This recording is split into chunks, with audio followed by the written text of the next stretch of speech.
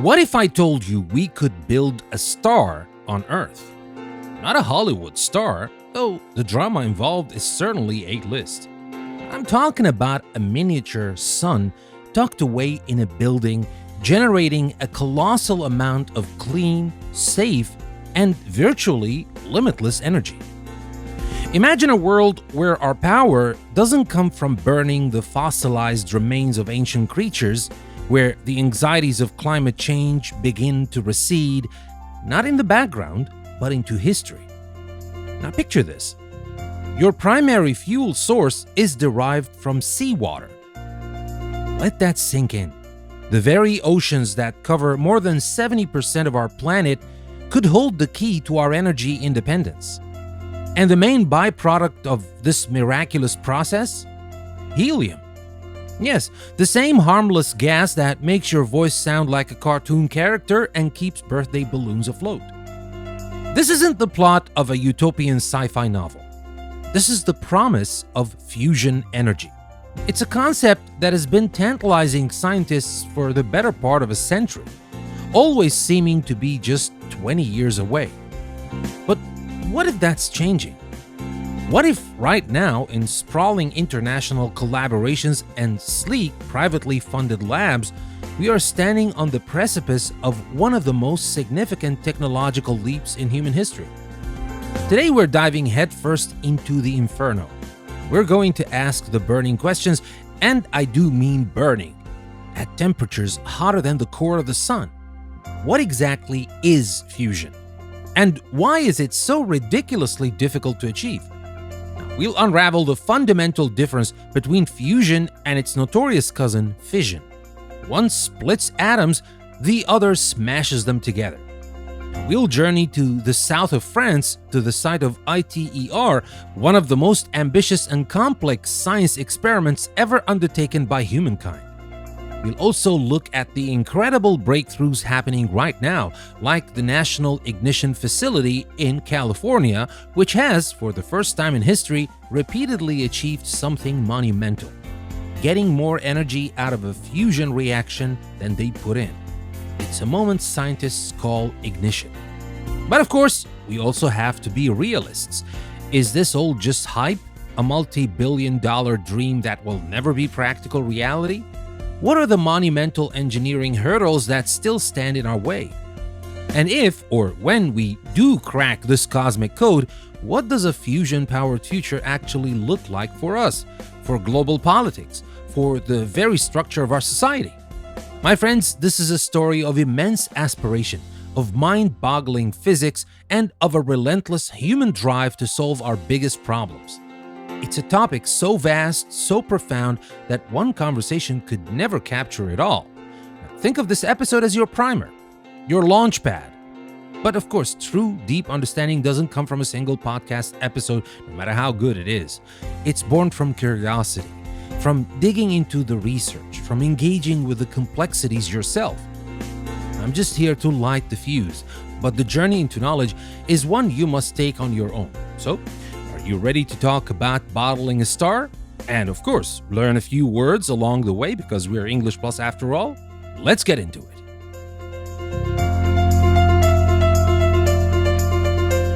Alright, so let's start with the absolute basics. Because when we hear the word nuclear, our brains tend to jump to some pretty specific and often scary imagery. We think of mushroom clouds, of power plant disasters like Chernobyl or Fukushima. But it's crucial to understand that all of that is associated with nuclear fission, not nuclear fusion. Think of it like this. Fission is the process of taking a very large, heavy, and somewhat unstable atomic nucleus like uranium-235 and splitting it apart. When it splits, it releases a tremendous amount of energy. But it also creates radioactive waste that remains dangerous for thousands of years. It's an effective but messy way to boil water and turn a turbine. Fusion is different. Fusion is its elegant cosmic opposite. Instead of splitting a heavy atom, fusion takes two very light atoms, typically isotopes of hydrogen called deuterium and tritium, and under conditions of unimaginable heat and pressure, slams them together so hard that they fuse into a new, single, heavier atom, in this case, helium. This process also releases an astonishing amount of energy. In fact, on a mass for mass basis, it's about 4 times more energetic than fission and nearly 4 million times more energetic than burning oil or coal. This is the very process that powers our sun and every other star in the universe. In the sun's core, its immense gravity creates the pressure cooker needed to smash hydrogen atoms together. Here on Earth, we don't have a sun's worth of gravity to help us out, so we have to compensate. And how do we do that? Well, with heat, ludicrous, mind-melting, almost comical amounts of heat. We're talking about temperatures in the neighborhood of 150 million degrees Celsius. Oh, that's 10 times hotter than the core of the sun, by the way. Now, at these temperatures, matter doesn't exist as a solid, liquid, or gas. It becomes a fourth state of matter called plasma. This is essentially a superheated soup of charged particles where electrons have been stripped away from their atomic nuclei. And here we hit our first monumental challenge. How on earth do we contain something that is 10 times hotter than the sun? No material known to science can withstand that kind of temperature. If this plasma touched the sides of its container, it would instantly vaporize it. And just as critically, the plasma itself would cool down and the reaction would stop. The solution is something straight out of science fiction: a magnetic bottle. The most common design for this magnetic bottle is called tokamak. Picture a giant hollow donut. The plasma circulates inside this donut, and because the particles in the plasma are electrically charged, they can be controlled and confined by immensely powerful magnetic fields. These fields, generated by giant superconducting magnets surrounding the donut, hold the searingly hot plasma in a stable loop, preventing it from ever touching the walls of the machine. It's a magnetic force field, pure and simple. This is the approach being used at ITER, which stands for the International Thermonuclear Experimental Reactor, currently under construction in France. ITER is one of the most ambitious global collaborations ever conceived. 35 nations are pooling their resources and scientific minds to build the world's largest tokamak. The scale is staggering. The completed machine will weigh 23,000 tons. The magnetic forces at play are so strong they could lift an aircraft carrier. The goal of ITER isn't to generate electricity for the grid, but to be the final definitive proof of concept. It's designed to produce 500 megawatts of fusion power from an input of just 50 megawatts, a tenfold return on energy investment. Now, while construction has faced delays and cost overruns, as pioneering projects often do, assembly is well underway, with massive components arriving from all over the world. As of mid-2025, major welding and assembly contracts are in full swing, pushing toward a revised schedule that eyes initial operations in the next decade. But the tokamak isn't the only game in town. There's another competing design called a stellarator, which looks like a tokamak that was twisted by a giant pretzel maker. It's incredibly complex to design and build, but it has a potential advantage in maintaining a more stable plasma without needing to drive a current through it, which is a tricky part of operating a tokamak. And then there's a completely different approach, one that forgoes the magnetic bottle in favor of a sledgehammer. This is called inertial confinement fusion, and its leading champion is the National Ignition Facility, or NIF, at Lawrence Livermore National Laboratory in California. Instead of containing a stable plasma for a long time, NIF does something astonishing. It takes a tiny peppercorn-sized capsule containing the deuterium and tritium fuel. It then fires 192 of the world's most powerful lasers at all hitting the target at the exact same moment. The energy delivered is immense, blasting the outer layer of the capsule away and creating an inward-moving rocket-like implosion. For a few billionths of a second, this implosion crushes the fuel to densities and temperatures that yes, are hotter than the core of the sun, triggering a burst of fusion reactions. And this is where the really exciting news has come from recently. In December 2022, NIF made history. For the first time ever in a controlled fusion experiment, they achieved what is known as scientific energy break-even, or ignition. They got more energy out of the fusion reaction than the laser energy they put in. They put in 2.05 megajoules of energy and got out 3.15. This was the Wright brothers' moment for fusion. And it wasn't a fluke. They have since repeated the experiment multiple times, and as of early 2025, have achieved yields as high as 8.6 megajoules, a staggering gain. Now, it's critical to add a dose of reality here. When we say net energy gain, we're talking specifically about the energy that hit the fuel pellet versus the fusion energy that came out. We are not talking about the total electricity taken from the grid to power the entire facility and its massive lasers, which is still far greater. Achieving true wall plug efficiency is the next mountain to climb. But proving that ignition is possible was the scientific hurdle that many thought might never be cleared. The fuel itself is another reason fusion is so attractive. Deuterium can be extracted from ordinary water.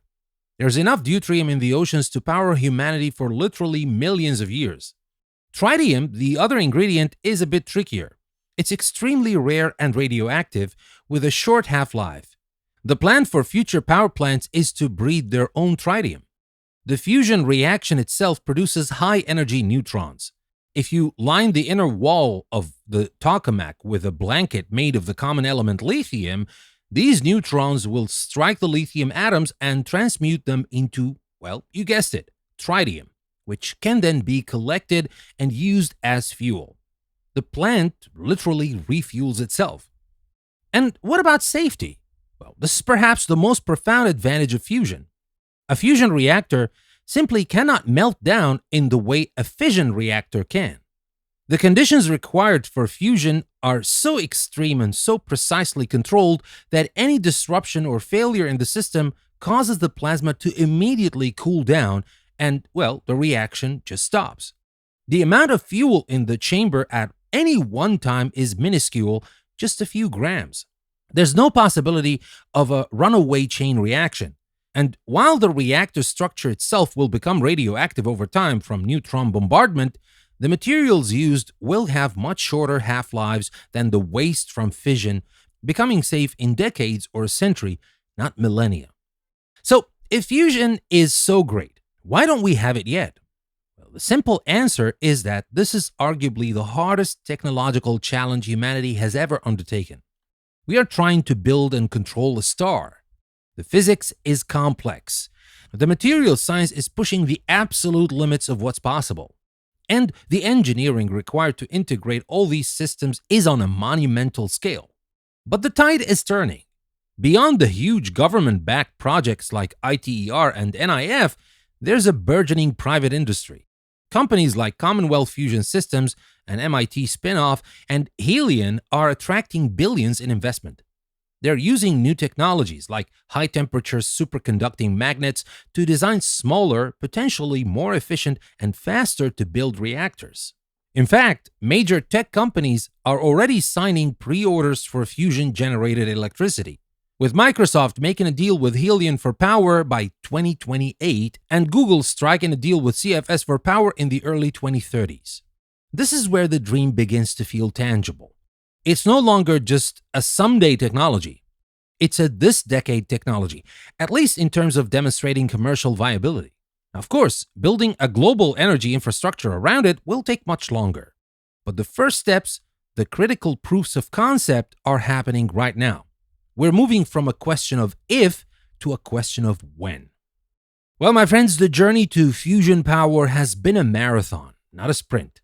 It is a testament to long-term thinking, international cooperation, and a deep-seated belief that we can solve our grandest challenges through science. And while we've covered the basics today, remember this is just scratching the surface. And I'm definitely not an expert, I'm just an enthusiast. So if you really want to have expert information about this, there are a lot of resources you can search for online. Because to be honest, the real drama is in the details, the plasma physics, the material science, the complex dance of global politics and private innovation. Well, I urge you to use this as a starting point. Dig deeper, read the research, and watch as this incredible story continues to unfold. The quest to harness the power of the stars is on, and its success could redefine the future of life on Earth.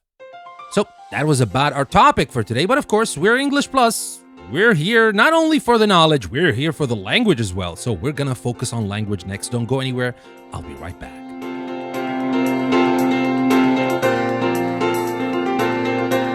Right, my friends, that was a whirlwind tour of a massive topic. Now let's slow down for a moment and do something a little different. In this section, we zoom in on the language itself. We'll pull out some of the key words and phrases we used, break them down, and explore how you can weave them into your own conversations, making your English sound more precise and sophisticated. This isn't just about memorizing vocabulary. It's about understanding the texture and context of words so you can use them with confidence. Well, let's start with a powerful verb we used right at the beginning, to harness. Now, I said the quest to harness the power of the stars. To harness something means to take control of a powerful force or natural resource and use it for a specific purpose. Originally, a harness was the set of straps you put on a horse to control it and make it pull a plow or a carriage. So the word carries this image of taming something wild and powerful. Now, you can talk about harnessing wind power with turbines or harnessing solar energy with panels. But you can also use it more figuratively. You could say, for example, if we can just harness the creativity of our team, we can solve this problem. Or she had to harness all her self-discipline to finish the marathon. It's a great evocative word for controlling and utilizing a source of power or energy, whether it's physical or metaphorical. So that was about harness. Next up is the word monumental. Now, I described the challenges in fusion as monumental, and the scale of ITER as a monumental undertaking. Monumental literally means like a monument.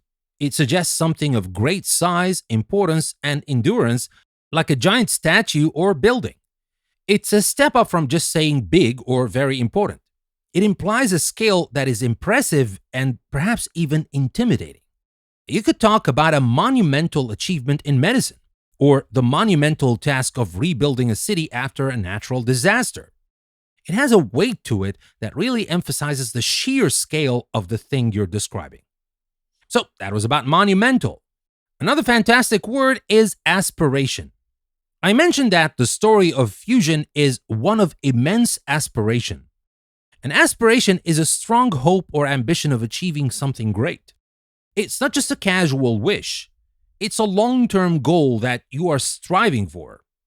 It is a more formal and powerful synonym for dream or ambition. You can talk about your career aspirations or a country's aspiration to become a leader in technology. For example, his aspiration was to one day become a published author. It's a noun that perfectly captures that forward-looking, hopeful ambition that drives major projects and personal goals. So that was about aspiration. Now let's look at the phrase paradigm shift. Now, while I didn't use this exact phrase in the episode, it is the perfect descriptor for what fusion energy represents. A paradigm shift is a fundamental change in the basic concepts and experimental practices of a scientific discipline. But its use has broadened to mean any major change in a concept or way of thinking about something. The invention of the internet caused a paradigm shift in communication. The move from fossil fuels to renewable energy is a paradigm shift. If fusion power becomes commercially viable, it won't just be an improvement. It will be a complete paradigm shift in how we think about energy, resources, and the environment. It's a powerful phrase to signal a revolutionary, not just evolutionary change. So that was about paradigm shift. And now for a simple but crucial word, viable. Now, we ask if fusion would ever be a practical, viable reality. Now, viable means capable of working successfully, something feasible. Well, it's the ultimate test for any new idea or technology. An idea might be brilliant in theory, but is it viable in the real world? Can it be done? Can it be sustained? You might ask, is this business plan financially viable? Or solar power is becoming an increasingly viable alternative to coal. It's a fantastic, professional sounding word that gets right to the heart of whether something can actually succeed or not. So that was about viable. Next, we got burgeoning. Now, I described the burgeoning private industry in fusion. To burgeon means to begin to grow or increase rapidly, or to flourish. Now, this paints a picture of something sprouting and expanding with life and energy, like buds on a tree in spring.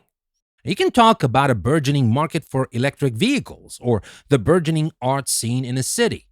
It's a much more descriptive and dynamic word than simply saying growing. So that was about burgeoning. Now let's talk about another word, byproduct. Now we mentioned that the main byproduct of the fusion reaction is helium. Now, a byproduct is an incidental or secondary product made in the manufacture or synthesis of something else.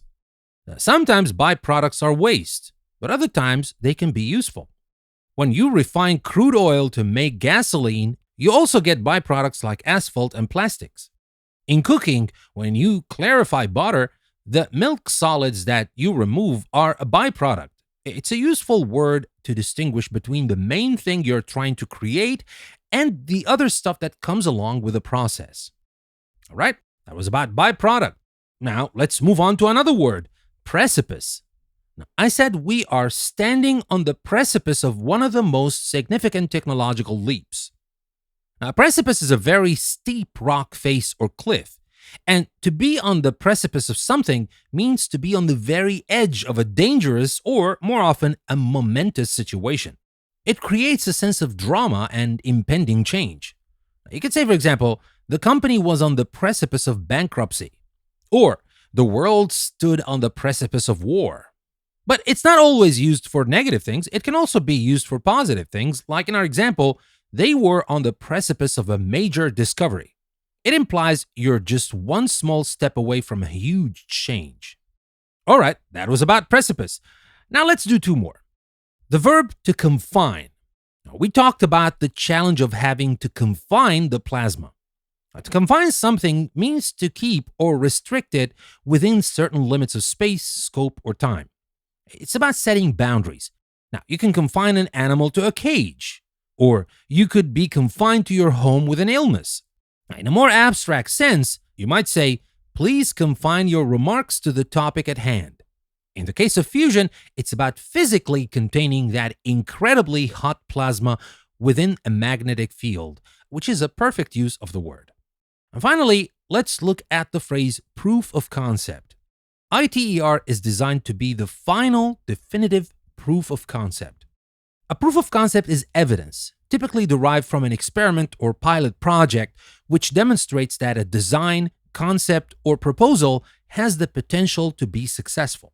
It's that first step after the idea phase. Before you build 1,000 cars, you build one prototype as a proof of concept. Before launching a new software globally, you do a small-scale test. It's a critical milestone that shows an idea isn't just a dream, it's actually feasible. For example, our initial trial was a successful proof of concept, so now we can seek more funding. There you have it, my friends, 10 words and phrases you can start using today. And now let's move to my speaking challenge for you this week. Now, for this week, it's this. Try to explain something you are passionate about to a friend or family member. It could be your job, your hobby, anything. In your explanation, try to naturally use at least 3 of the words we discussed today, like harness, monumental, aspiration, viable, burgeoning, byproduct, precipice, confine, or proof of concept. The goal is not to force them in, of course, but to see how they can elevate your explanation and make it more precise and impactful. Well, my friends, this practice of active use is the only way to truly make new vocabulary your own. All right? Now we're done with the words and my speaking challenge to you, which of course you can do by talking to a person about this, explaining this to a person, or maybe record yourself, listen to yourself later, see how it went, and trust me, you could tell if it's good or not. But of course, if you want my help, you can send me those audio files and I will listen to them and give you my feedback as soon as I can. But anyway, now let's move to something also very important, and that is our discussion section. Because hearing about these things is great. Learning about those things and the words, etc., is a great thing, of course. But if you don't talk about these things, if you don't use the things, the knowledge and the English that we just talked about, there's no way you're going to retain this information and these words. You need to discuss these things. And to help you with that, I'm going to give you some questions that are kind of thought-provoking and at the same time coming from this topic, so to encourage you to talk about this topic. Now that we've covered the science, the challenges, and the promise of fusion energy, the conversation doesn't end here, of course. The implications of this technology are vast, touching on ethics, economics, and the very fabric of our global society. Now, here are a few questions to get you thinking and hopefully discussing in the comment section on the website. Remember, as I usually say, you can talk about these in the comment section. You can talk about them to your friends, to your family, to anyone who's interested, to me directly. If you want to send me an email, you can do that. But just talk about these things. And again, if you find nobody else, talk to artificial intelligence. Use any artificial intelligence you like and talk to it. And with some of these platforms, you can actually have a conversation, have a live conversation. It will be very useful to practice these things with an entity that can hold any conversation with you. And that's the beauty of artificial intelligence, right? For practice. But anyway, let me start with my first question. Let's start talking about the price of a dream. Is the monumental investment in projects like ITER justified? Think about the decades of funding and the billions of dollars from taxpayers around the world poured into a project that won't produce commercial energy for many years, if ever. Could that money be better spent on scaling up existing renewable energies like solar and wind right now? Or is this a necessary long-term investment in a truly game-changing technology similar to the Apollo program or the Human Genome Project? What is the value of a moonshot project? Well, think about that, but that's only the first question. Next, let's talk about energy geopolitics. If fusion becomes a viable reality, how does it reshape the world map of power? Now, currently, global power is heavily influenced by who controls oil and gas reserves. If the primary fuel for fusion is derived from seawater, a resource available to nearly every coastal nation, what happens to the global balance of power? Does it lead to a more equitable world, or will new dependencies arise, perhaps on the nations that control the technology and materials to build and maintain fusion reactors? So, something to think about. And next, let's talk about the rebound effect. If we have clean, virtually unlimited energy, we will just use more of it, right? Now, there's a well-known phenomenon where as energy efficiency increases, overall energy consumption also increases because it becomes cheaper and more accessible. If fusion provides almost free, clean energy, would it encourage unchecked consumptions and industrial expansion? How do we balance this newfound abundance with principles of sustainability and responsible resource management for all the other materials we use? That's something to think about. And next, let's talk about public perception. How do we manage the line between hype and reality? Now, with major breakthroughs and optimistic timelines from private companies, public excitement is building. How important is it for scientists, governments, and the media to communicate the remaining challenges and realistic timelines clearly? Is there a danger that overhyping fusion could lead to public disillusionment if it doesn't arrive as quickly as promised, potentially harming funding and support for research? And finally, let's talk about private versus public. Now, what's the ideal model for developing fusion energy? Now, we're seeing two parallel tracks. Massive, slow-moving, publicly funded international projects like ITER, and fast, agile, privately funded startups. What are the pros and cons of each approach? Is the profit motive of private companies the best way to accelerate innovation, or are there risks that proprietary technology could limit access? What is the role of government in regulating this powerful new industry? My friends, these are my questions. I would love to hear your thoughts on these questions. So head over to the comment section for this episode on myenglishpluspodcast.com and let's get a rich discussion going. Well, that brings me to the end of our journey into the heart of a man-made star. I hope it sparked your curiosity and given you a new appreciation for this incredible scientific quest. Remember, this podcast is just one part of the English Plus ecosystem. If you want to dive deeper, you can find full transcripts, vocabulary guides, discussion sections for this episode and many other episodes, or many magazine articles with different kinds of articles and different kind of magazine, obviously, on our website, EnglishPlusPodcast.com. And if you want to unlock our entire library of episodes and series, the best way to do it is by supporting our work and becoming a premium subscriber. You can subscribe to English Plus Premium directly on Apple Podcasts for seamless access, or join our community on Patreon and also subscribe to English Plus Premium there. And for those of you who want to go all in and support all my other creative endeavors, I also have an all-access tier on Patreon that gives you access to every audio series and course I produce, and as a special thank you, it also includes my own creative work, my music and my writing. Well, it's the ultimate way to support an independent creator and get a whole lot of content in return. Well, thank you, my friends, for lending me your time and your curiosity today. Until next time, keep learning, stay engaged, and keep asking the big question. This is Danny signing off, but remember, never stop learning with English Plus Podcast. I'll see you next time.